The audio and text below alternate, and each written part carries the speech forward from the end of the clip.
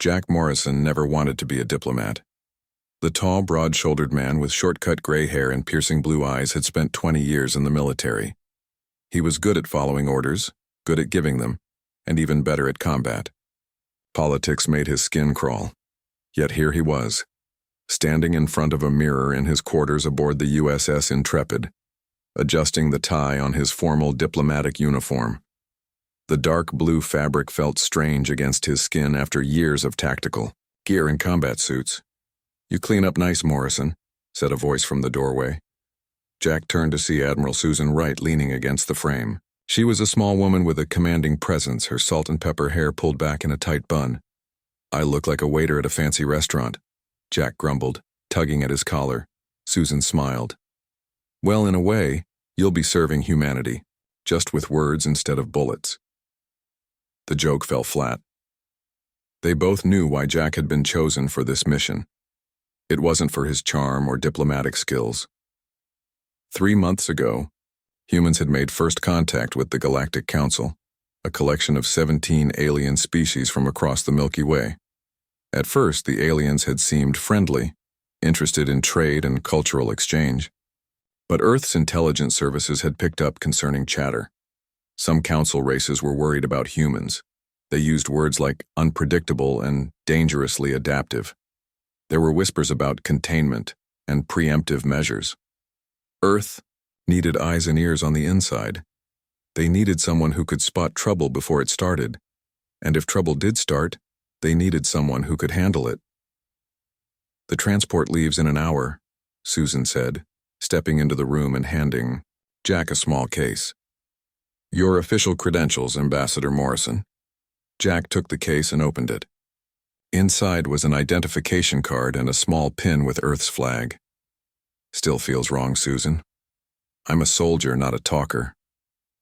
"You're what Earth needs right now," Susan replied, her tone serious. "The Council invited us to join them, but we don't know their real intentions. You'll be our early warning system." What Susan wasn't saying out loud was that Jack was more than that. Beneath his new diplomatic uniform, Jack's body had been enhanced with the latest military technology: subdermal armor plating, reinforced bones, muscle enhancements that could give him the strength of 3 men, neural implants that could speed up his perception and reaction time, all of it hidden, all of it undetectable to standard security scans. If the Galactic Council turned out to be hostile, Jack wouldn't just warn Earth, he would be its first line of defense. "The official story is that you were chosen for your experience with the Mars uprising," Susan continued. "A decorated hero who helped broker peace between Earth and the Mars colonies." Jack nodded. That part was true enough. He had been there, at the end, helping to negotiate the peace after 3 years of bloody conflict. But he hadn't started as a negotiator. He'd started as a Special Forces operative. "Your assistant will be Allison Kelly," Susan added. "Former intelligence, she knows the real mission."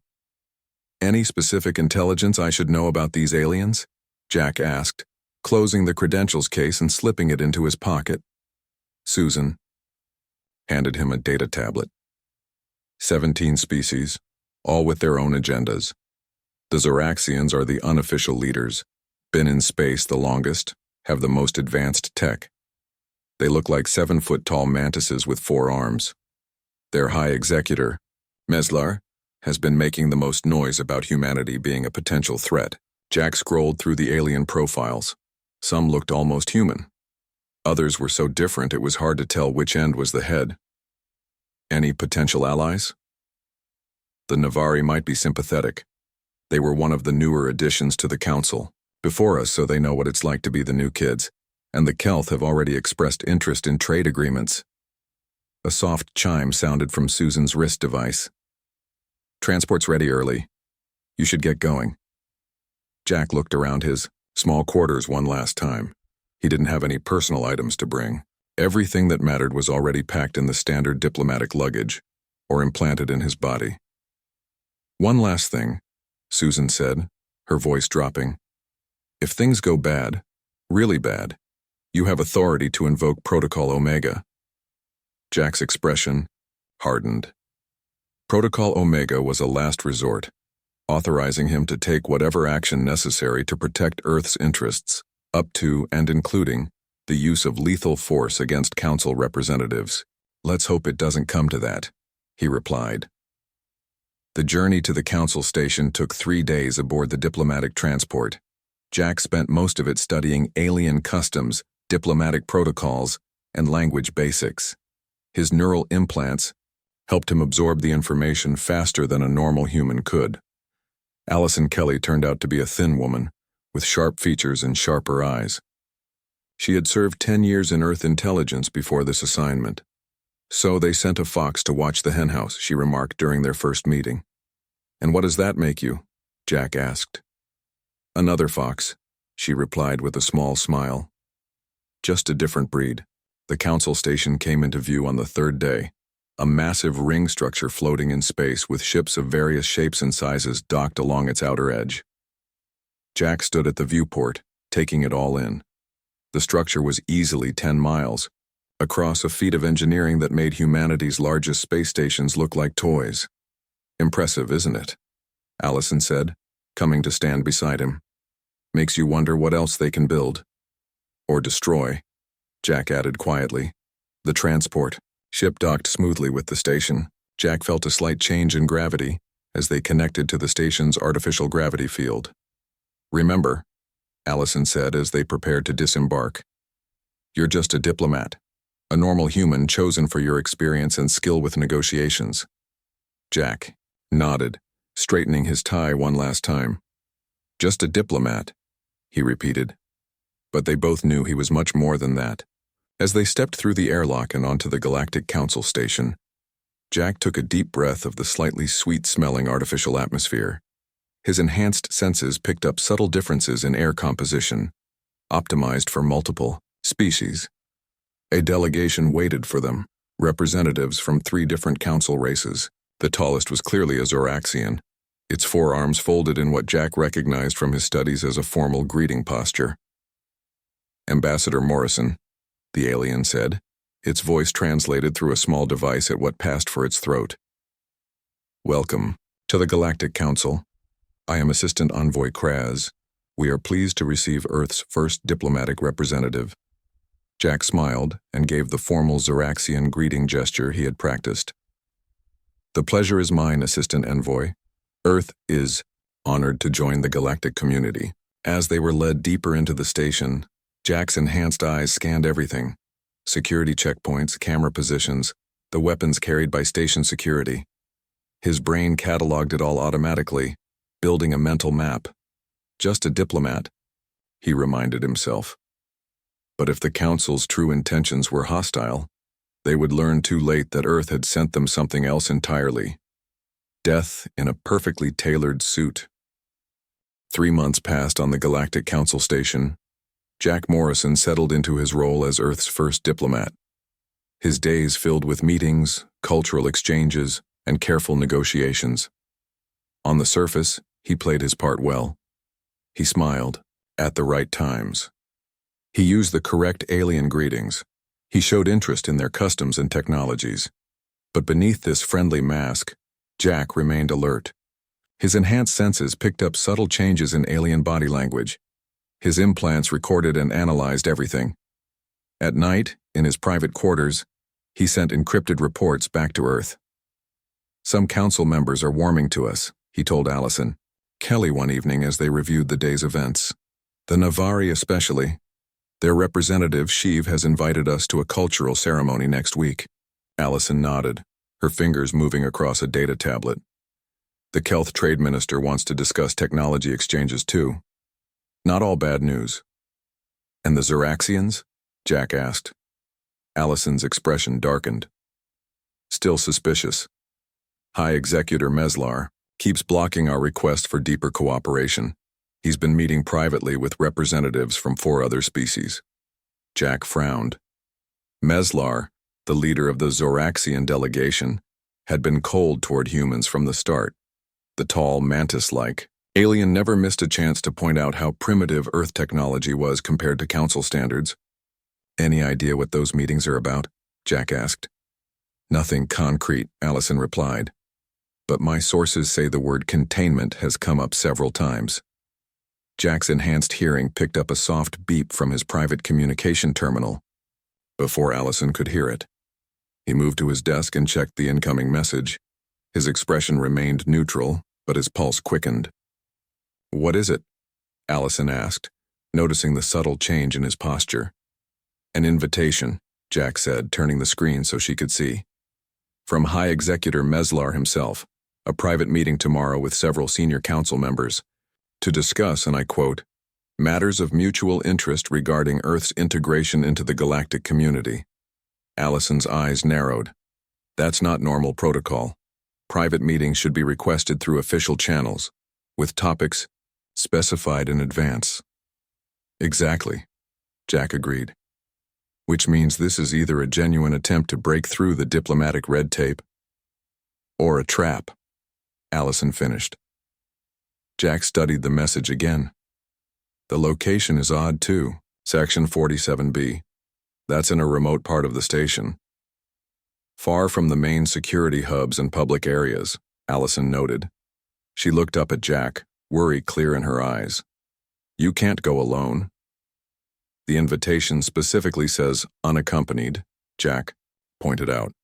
"Bringing you along would be seen as a violation of their request." "Then refuse the meeting," Allison argued. "Request a proper formal session." Jack shook his head. "If this is legitimate, refusing could damage the progress we've made. And if it's not..." He let the sentence hang unfinished. "If it's not, you could be walking into serious danger," Allison said firmly. Jack gave her a small smile. "That's what Protocol Omega is for."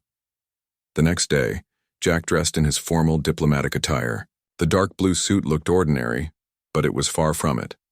The fabric contained thin layers of armor that could harden instantly against impact. The tie clip housed a small communication device linked directly to Allison's terminal. And beneath it all, Jack's enhanced body was a weapon waiting to be unleashed.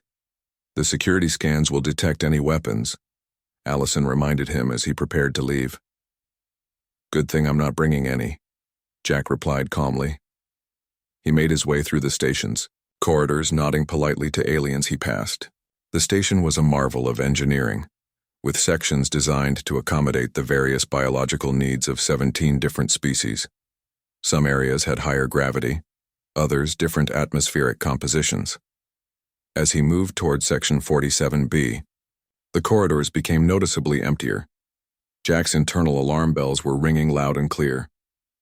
His neural implants kicked into heightened awareness mode, boosting his perception and reaction time. He looked like a calm diplomat walking to a meeting, but inside, he was a coiled spring. The meeting room was at the end of a long corridor. No other doors, no other exits, a perfect place for an ambush. Jack paused before entering, taking a deep breath. He adjusted his cuffs, activating the subdermal communicator in his right wrist. Entering now, he subvocalized, knowing Allison would hear him through the secure channel. "If you don't hear from me in 30 minutes, contact Earth Command." The door slid open smoothly. Jack stepped inside and immediately assessed the room. Larger than expected, 6 Zoraxian guards instead of the usual 2 for diplomatic meetings. High Executor Meslar sat at a table with 3 other council members, a Dravek, a Zonti, and a Hestrian. All species known to align with Zoraxian interests. No recording devices visible, no other humans or neutral witnesses. Jack's internal threat assessment spiked, but his face remained pleasantly neutral. Ambassador Morrison, Meslar's translator, rendered his clicking speech into English. "Thank you for agreeing to this informal discussion." "High Executor," Jack nodded respectfully. "I'm always happy to find ways to improve communication between Earth and the Council. Please sit." Meslar gestured to an empty chair with one of his 4 arms. The other 3 remained unnervingly still. Jack took the offered seat, noting its position, back to the wall, facing all 4 aliens and with a clear view of the guards. If this was a trap, they'd at least given him a good tactical position. "We've been observing your species closely these past months," the Dravek representative said, her voice sounding like bubbling liquid through the translator. You've made quite an impression. I hope a positive one, Jack replied with a diplomatic smile. Interesting, certainly, Meslar said. His compound eyes glinted under the room's lights. Your kind adapts quickly, perhaps too quickly for your own good. Jack maintained his calm demeanor. Adaptation has always been humanity's strength. It can also be dangerous, the Zanti representative added. Species that grow too quickly often outpace their wisdom. The conversation was circling something. Jack could feel it. These weren't the usual diplomatic pleasantries. Let us be direct, Ambassador, Meslar said finally. We have evidence that humans have been reverse engineering restricted technologies from several council races. Jack kept his expression neutral, despite the serious accusation. That's a significant claim, High Executor. One that would require substantial evidence. We think the evidence is conclusive, Meslar replied. His upper limbs moved in a pattern Jack recognized as a sign of aggression in Zeraxian body language. The Council has voted, in a special closed session, to implement containment protocols for Earth, effective immediately. The room temperature seemed to drop. Containment was the Council's polite term for quarantine, or worse, military action. Such a vote would violate at least 6 provisions of the contact accords, Jack said calmly, though his enhanced body was already preparing for combat. Nanites in his bloodstream began hardening around vital organs. His muscle fibers tightened. The vote has been recorded, Meslar stated flatly. Your species will return to your home system until the Council determines you are ready for galactic society. Jack noticed the guards moving to strategic positions around the room. The door sealed with a soft hiss. And me? Jack asked, already knowing the answer. You will be detained until arrangements can be made for humanity's regression. Meslar replied. A guard moved forward with restraints. Jack remained perfectly still, his heart rate steady despite the adrenaline now flooding his system. I respectfully reject these terms and request immediate communication with my government, Jack stated firmly. That won't be possible, Meslar said. Resistance will only make this more difficult for your species. The guard reached for Jack's arm. It was a simple gesture that would change everything. Please reconsider your actions, Jack said, his voice carrying a subtle warning that none of the aliens recognized. There are diplomatic solutions available. The guard's clawed hand clamped onto Jack's wrist. It was at that precise moment that the aliens learned their terrible mistake. They had brought a soldier to a diplomatic meeting.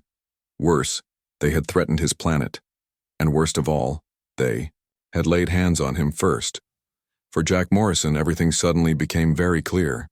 Diplomacy had failed. Protocol Omega was now in effect. Time seemed to slow down for Jack Morrison. The Zeraxian guard's clawed hand gripped his wrist tightly, ready to place the restraints on him. In that moment, Jack made his choice. Diplomacy had failed. Earth was threatened. Protocol Omega was now active. Protocol Omega initiated. Jack subvocalized, activating his full combat systems. The change was immediate, but invisible to the aliens. Nanites in Jack's bloodstream rushed to form protective layers around his vital organs. His neural implants kicked his perception speed to maximum, making the world around him appear to move in slow motion. The diplomatic suit, specially designed by Earth's defense contractors, stiffened into a flexible armor more durable than conventional military gear. The first guard never knew what hit him. Jack's skin released a localized EMP pulse that shorted out the guard's exoskeleton, causing the alien to jerk backward. In the same fluid motion, Jack broke the grip on his wrist and struck the guard with precise force at a weak joint in the Zeraxian anatomy, a vulnerability Earth scientists had identified long ago. The guard dropped to the floor, paralyzed but alive. The other guards reached for their weapons. Too late. Jack moved with inhuman speed, crossing the room in a blur. He disarmed the second guard and used the alien's momentum to throw him into 2 others. They crashed together in a tangle of limbs. The fourth guard managed to fire a plasma burst. Jack raised his forearm, the suit absorbing and dispersing the energy with only a slight scorch mark to show for it. In 3 quick steps, Jack reached the guard and disabled him with precise strikes to nerve clusters. The 5th and 6th guards attacked together, trying to flank Jack. He ducked under one swing, swept the legs out from under one guard, and delivered a palm strike to the other's breathing apparatus. Both went down hard. All 6 guards were neutralized in under 8 seconds. The 4 council members sat frozen in shock.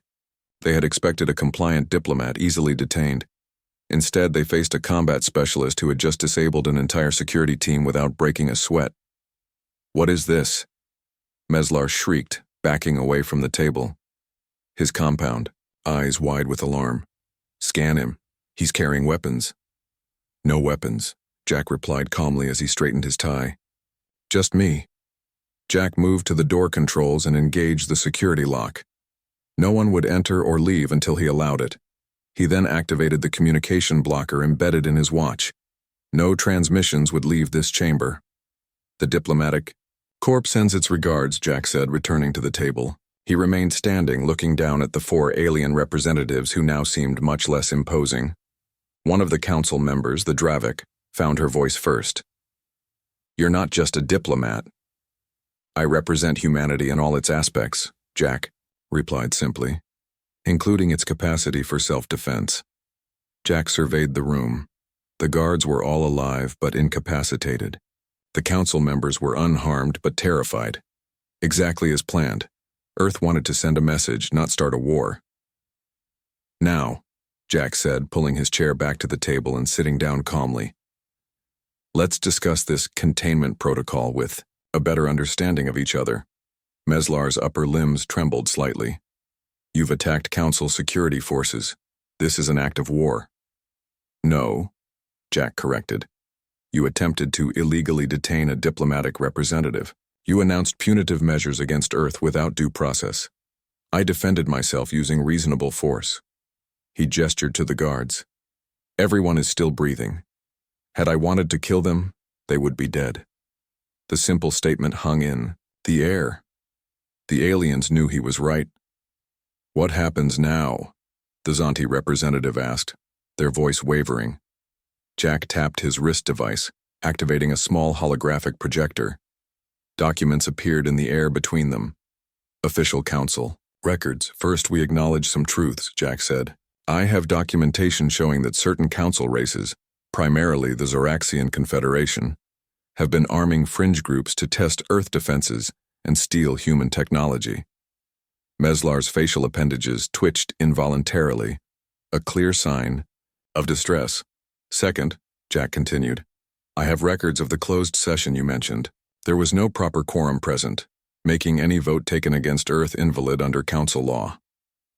"How could you possibly have those records?" the Hestrian Council member demanded. "We're not as primitive as you believe," Jack stated simply. "Earth has been developing technologies in parallel with the Council for decades. We simply took different paths." Jack switched off the holographic display. "We have 2 options now. First option, I report this incident to the full Council, complete with evidence of your violations. There would be serious consequences for all of you." The aliens exchanged nervous glances. "What's the second option?" the Dravak asked cautiously. "We recognize that fear often drives bad decisions," Jack said. "You feared humanity's rapid advancement. We feared your technological superiority. Fear made us both prepare for conflict instead of cooperation." Jack leaned forward. "Humanity doesn't want war, counselors. We want partnership, but we will not be contained, controlled, or conquered." "You expect us to simply forget this display?" Meslar demanded, gesturing at his fallen guards. "I expect you to remember it," Jack corrected, "just as I'll remember your attempt to bypass diplomatic norms and imprison me. Let's call it a cultural exchange. You've learned about humanity's capacity for self-defense, and we've learned about the depth of your concerns." Jack tapped his wrist device again, and the station's communication system suddenly reactivated. "I've just sent documentation of today's events to select members of the full Council, those with reputations for fairness. I've also included a human proposal for mutual technological exchange and security protocols that address your legitimate concerns while respecting our sovereignty." The Hestrian representative spoke up. "The full Council will demand explanations for what happened here." "Then we'll give them the truth," Jack replied. "Partial truth, anyway. There was a misunderstanding about diplomatic protocols. A security officer acted without authorization. The situation escalated briefly, but was quickly contained. No formal charges will be filed by either side. And if we don't agree to this arrangement? Meslar asked, his voice carrying a hint of its former authority. Jack smiled thinly. Then I share everything. The illegal vote, the planned containment action, the armed groups you've been supporting against Earth colonies, and of course the full recording of this meeting from my perspective. The room fell silent as the council members considered their options. Finally, the Dravik representative spoke. I move that we table the containment proposal and review the human counteroffer. One by one, the others agreed. Even Meslar, though his agreement came with obvious reluctance. Jack stood up and straightened his jacket. Excellent. I believe our business here is concluded. He moved to the door controls and disabled the security lock. The guards will recover in about an hour. Minor headaches, nothing more. As Jack prepared to leave, the Dravik representative called out to him. Ambassador Morrison, are all human diplomats like you? Jack paused at the doorway. Each is unique, but they share certain qualities. Will you tell the other council members about what happened here? The Zonti asked nervously. Only if necessary, Jack replied. Diplomacy works best when everyone saves face, but make no mistake. Earth now knows your intentions. Future discussions will proceed with complete transparency. Jack stepped through the doorway, leaving the stunned council members with their unconscious guards. He walked calmly through the station corridors, his suit once again appearing as normal diplomatic attire, not the advanced armor it had briefly become. Allison was waiting anxiously in their quarters. Her face showed immediate relief when she saw him. What happened? She asked. A productive meeting, Jack replied with a slight smile. I believe the Council now has a better understanding of humanity's position in the galaxy. And Protocol Omega? No longer necessary, Jack said, loosening his tie. But the message was delivered. On the other side of the station, whispers had already begun spreading among the alien diplomats. Something had changed. The human representative had entered a private meeting with Meslar and his allies. Hours later, the containment proposal had been withdrawn. The rumors would grow in the days to come. The simple truth was more powerful than any exaggeration. Humanity had come in peace, but they were prepared for war. News spread quickly through the Galactic Council station. No official announcement was made about what happened in that private meeting room, but the changes were obvious to everyone. The Xeraxian guards who had been present were reassigned to distant outposts.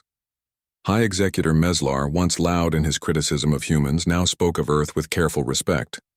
Most telling of all, the whispered talk of containment stopped completely. 2 weeks after the incident, Jack Morrison sat in the main council chamber, listening to debates about trade routes and border disputes. His expression revealed nothing, but he noticed how other representatives now looked at him differently. Some with newfound respect, others with poorly hidden fear. Allison Kelly leaned close and whispered, Sheev wants to meet with us privately after the session. Jack nodded slightly. Sheev, the Navari representative, had become something of an ally over the past months.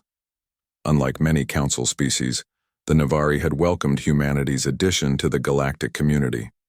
When the formal session ended, Jack and Allison made their way to one of the station's private meeting rooms. Sheev was already waiting for them. The Navari was tall and slender with pale blue skin and large, expressive eyes. Like all his species, he moved with a fluid grace that made humans seem clumsy by comparison. Ambassador Morrison, Assistant Kelly. Sheev greeted them warmly. Thank you for coming. Always a pleasure, Counselor Sheev, Jack replied with a genuine smile. Once the door closed behind them, Sheev's formal demeanor relaxed. The rumors are quite interesting, my friend. Rumors? Jack asked innocently. Sheev's mouth curved in what humans had learned was a Navari smile. About what happened between you and Meslar, some say you disabled his entire security team single-handed. Others claim you threatened to expose secret Xeraxian operations against Earth colonies. Jack maintained his diplomatic poker face. Political disagreements often generate colorful stories. Indeed, Sheev agreed. Whatever the truth, the balance of power has shifted. Several species who were aligning with the Zeraxians have suddenly become more independent in their thinking. A healthy council benefits from diverse viewpoints, Jack said diplomatically. Sheev studied Jack with those large, knowing eyes. The Navari have a saying, "The most dangerous predator wears the face of peace until threatened." Humanity has similar expressions, Jack acknowledged. "I didn't invite you here just to discuss rumors," Sheev said, his tone becoming more serious. "I have information you should know. The Kelth are ready to formalize a direct trade agreement with Earth, and 3 other species are interested in following their lead." This was significant news. Until now, all trade had to flow through Council-approved channels, with heavy restrictions on what technologies could be shared with Earth. "That's a welcome development," Jack said carefully. "Earth has much to offer in exchange for galactic knowledge." "There's more," Sheev continued. "I've been authorized to inform you that the Navari support Earth's petition for full Council membership, not just observer status." Jack and Allison exchanged surprised glances. Full membership would give Earth voting rights on all Council matters and access to significantly more advanced technologies. "That's unexpected," Jack admitted. "What changed?" Sheev's expression became unreadable even to Jack's enhanced perception. "Let's just say certain Council members have developed a new appreciation for humanity's potential." The conversation shifted to more routine matters after that, but Jack understood the unspoken message. His demonstration of Earth's capabilities had changed the game. What was meant to be humanity's containment had instead become its coming-out party. After Sheev left, Allison turned to Jack. "This is happening faster than anyone expected. Earth Command predicted it would take years to gain this level of acceptance." "Sometimes a show of strength is more effective than years of talk," Jack replied. "The Council respects power. Now, they know we have it." "But will they trust us?" Allison asked. "Trust takes more than fear." Jack nodded thoughtfully. "That's our next challenge. They've seen what humanity can do if threatened. Now we need to show them what we can do as allies." The next day, Jack received a formal request for his presence at a special meeting of the Council Security Committee. As Earth's representative, he had attended these meetings before, but only as an observer with no voting rights. When Jack entered the committee chamber, he immediately noticed something different. Instead of being seated in the observer section, a place had been prepared for him at the main table. High Executor Meslar, who chaired the committee, acknowledged Jack with a stiff nod. "Ambassador Morrison, please join us.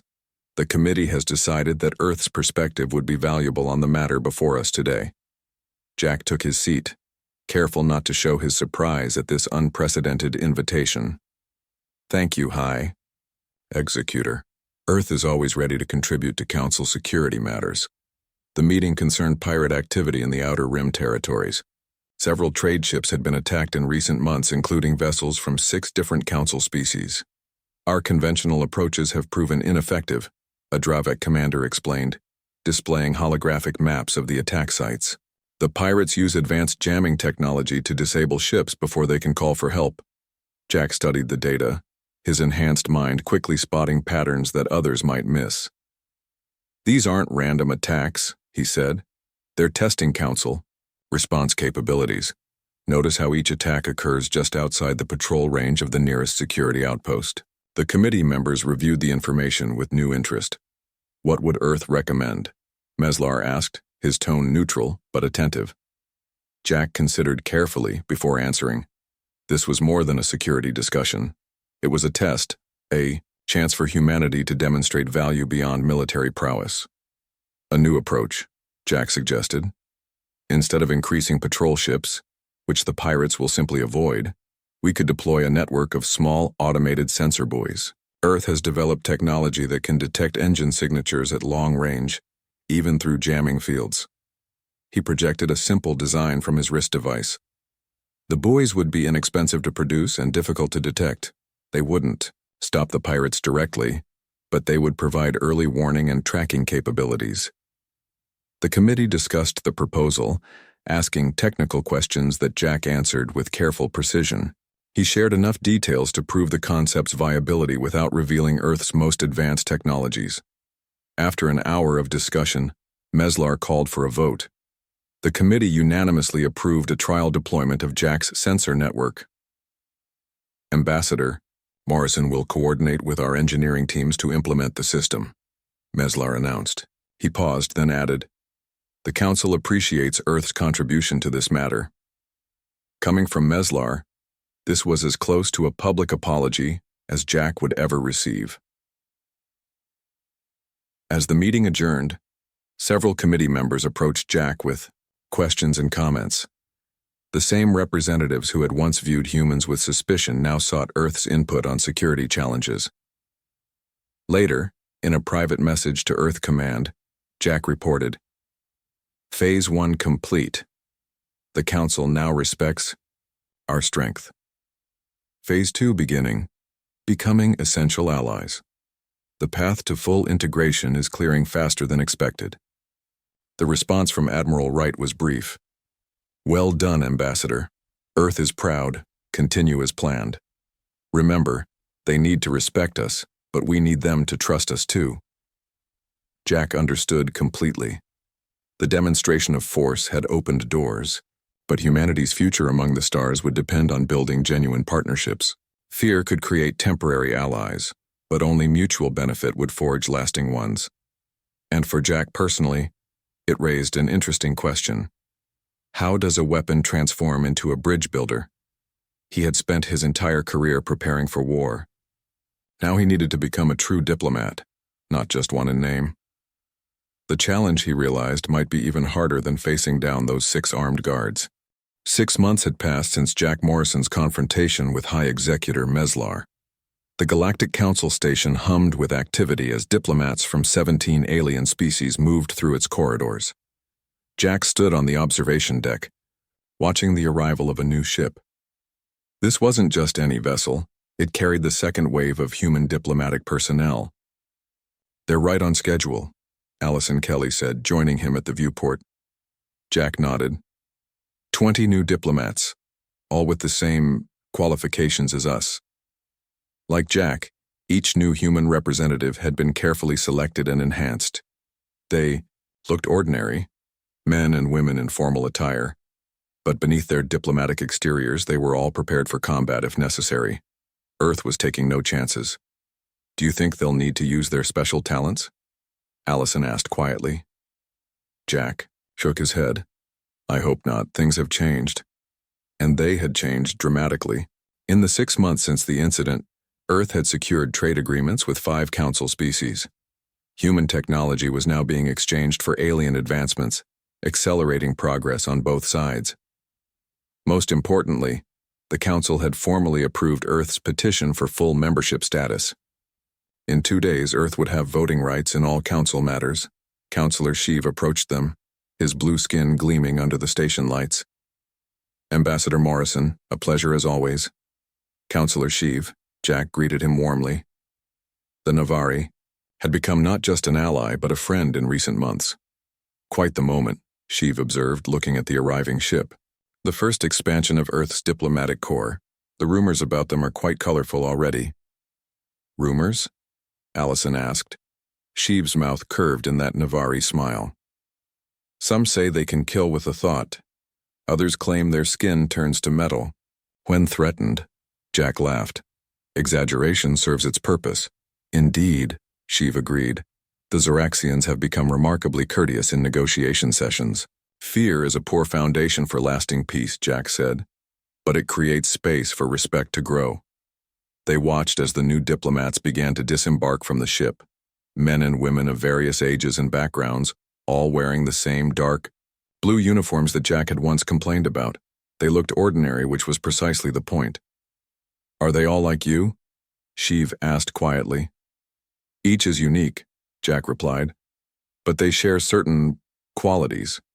A junior Zoraxian diplomat passed their group, offering Jack a formal gesture of respect that would have been unthinkable half a year earlier. Jack returned the gesture precisely, his enhanced memory recalling the exact protocol. "The council is changing," Sheev observed once the Zoraxian had moved on. "Your incident with Meslar forced many species to re-evaluate their assumptions about technological development and evolutionary paths. That's the thing about humanity," Jack replied, watching his new colleagues disperse throughout the station. "We don't just adapt to environments, we transform them." "And if the environment resists transformation?" the Navari asked. Jack straightened, his cuffs, a habit now recognized throughout the council as a distinctly human gesture. "Then we adapt ourselves instead. Either way we survive, preferably together with new friends, but alone if necessary." The station's announcement system chimed softly, indicating the start of an important council session. Jack, Allison, and Sheev made their way to the main chamber. Today's agenda included the formal introduction of Earth's new diplomatic staff and discussion of a joint scientific mission to explore a newly discovered star system. As they walked, Jack reflected on his journey. 6 months ago, he had been a reluctant diplomat hiding his true nature. Now he moved through the station with confidence, greeted respectfully by representatives of all 17 species. The incident with Meslar had entered council folklore, though the official records mentioned only a minor security misunderstanding. The truth was known only to a few, but the message had spread to many. Humans came in peace, genuinely seeking cooperation and mutual advancement. But if threatened, even their diplomats carried death in a well-tailored suit. The council chamber was already filling when they arrived. Jack took his place at Earth's newly installed permanent seat. As one of the newest council members, Earth's position was near the back, but Jack knew that would change with time. Humanity was patient. High Executor Meslar called the session to order. The Zoraxian leader had maintained his position despite the embarrassment of the incident. Jack had to respect his political resilience. "Today we welcome additional representatives from our newest council member, Earth," Meslar announced formally. "Their contribution to council matters has already proven valuable, particularly in security operations." Jack's sensor buoy network had been a tremendous success, reducing pirate attacks in the Outer Rim by 70%. The technology had showcased humanity's ingenuity without revealing their most advanced capabilities, exactly as Earth Command had hoped. One by one, the new human diplomats were introduced to the council. Jack watched with pride as they performed the elaborate greeting rituals perfectly. Each had been carefully trained not just in combat techniques, but in the cultural nuances of all 17 species. After the introductions, the council moved on to discuss the joint scientific mission. Jack listened carefully as representatives debated which species should lead various aspects of the expedition. When Earth was mentioned as a potential leader for the security detail, Jack noted the lack of objection from any member, even the Zoraxians. During a brief recess, Jack stepped out into one of the station's garden areas. These spaces had been designed to provide familiar environments for various species. The Earth section contained trees and flowers from humanity's home planet, a small piece of home in the vastness of space. Admiral Susan Wright's holographic form appeared before him, projected from his wrist device. "Report received, Ambassador. Excellent work." "Thank you, Admiral," Jack replied. Phase 2 is progressing ahead of schedule. The Council now sees Earth as a valuable ally, not just a potential threat. And Meslar's faction? Still cautious, but engaging constructively, Jack said. "The incident taught them to respect us. Our subsequent contributions have shown them the benefits of working together." Susan nodded. "And you, Jack? How are you adapting to being a real diplomat instead of just playing one?" Jack considered the question. He had been chosen for this mission because of his combat skills and enhanced abilities. No one, least of all himself, had expected him to excel at actual diplomacy. "It's growing on me," he admitted. "Turns out preventing conflicts can be as satisfying as winning them." "That's good to hear," Susan replied with a smile. "Because Earth Command has approved your request, You're staying on as permanent ambassador, with Allison as your deputy. Jack felt a surprising sense of satisfaction. What had begun as a reluctant assignment had become something more meaningful. He was no longer just a soldier in a diplomat's clothing. He had become a true bridge between worlds.